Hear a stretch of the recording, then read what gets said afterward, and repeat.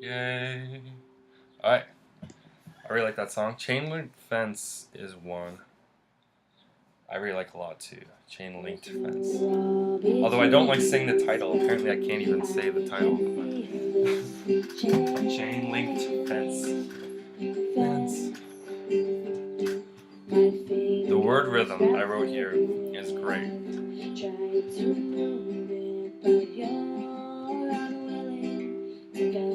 Right there. Alright? I think I just looked like a crazy person when I said that because I could see my face. But, which is, you're unwilling to bend, bend, bend. I almost said it with like a little bit of like personality. I mean, that's not even, it's true what, you know, but there's another way you can put it, but you're unwilling to bend. Like, it's cool how quickly that, when you said bend, it shut, like, the tone just like, because your stuff really goes on for a long time, your notes and your melody of your voice and the stuff that you write. Chain link fence, you know, like fence. Everything has like a length to it, which is cool. But it was really like, it really, to my ear, it really like popped. Sorry, distracted by texting apparently. Anyway, really, it's that's a perfect example. So the end of the first verse is kind of listen to that and think about what I'm saying. So I'm stuck on the outside, watching you inside, faking confidence. See there, you said, you know, confident dance, my voice, but dance, faking confidence, same exact length of tones each time. It's like, it would be way, those are the kind of things you can play with. I don't know how I would do it, but faking confidence, faking confidence. You know, that's one way. Dance, faking confidence, faking confidence. You gotta play with it a bit more. But yeah, no, a lot of promise with that song for sure. And I even decided to fit in Lies I Tell. I really like the tone and the speed of your guitar playing. It's the kind of thing where it's like you could have, you know, the same chords that I'm sure, like the chords I played, chords you're playing right now, and chords literally millions of people have played and are playing and will play. But there's something about the way that you played them here. It really kind of like invokes my imagination somehow. Like I can almost have like a picture in my head of something. Because there's a certain feel to it, and that's the difference. That's the difference between like the millions of people playing the chords, and the ones that are, you know, because you can play a chord and it could just like be like background music, like white noise.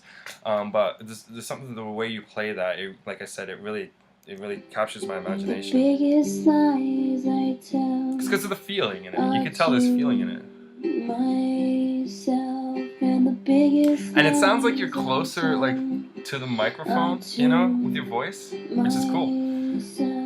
Practice that too, because microphone's a great way to kind of like add character to your voice. You know, like if you go super, basically like there's the idea of ambient sound. So if I put a mic, you know, in that corner, like I, you know, set up a rig so it's like in the corner of the room or something like that.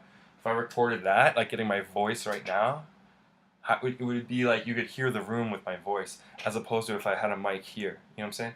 So that's actually a trick if you're doing like, if you're overlapping, if you're doing, you know, takes, then that's a cool trick to add a different sense of dynamic to where you're recording, because you have that direct, you know, the sound is very like, it's full and it's direct, and then you have this ambient sound that's like capturing like the reverb of the room, like the natural way the sound is bouncing off of everything.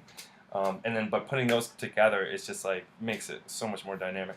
So yeah, that's basically it. Just think about how ways you could expand your sound, because right now your sound is like solid, but it's like this. You know, when it could just, you could just grow it. And but it's something that you obviously have to do yourself. You can't learn.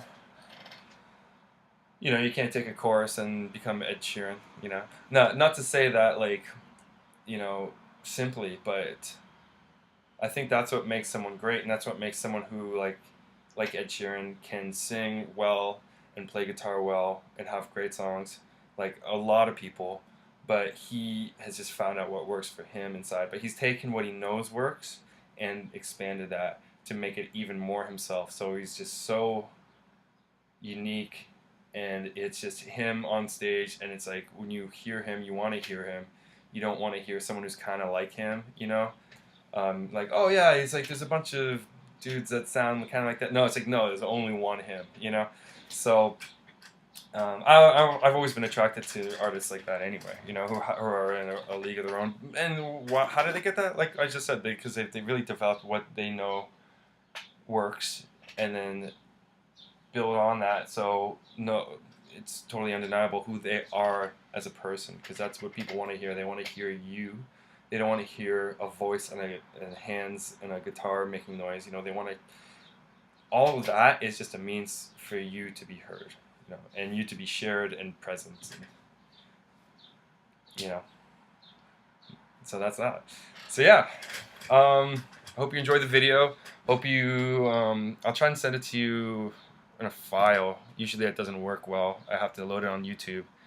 But hopefully, I don't know if you have Wi-Fi where you're going anyway. So, but regardless, you'll get it before your trip, and enjoy, make notes, and have fun.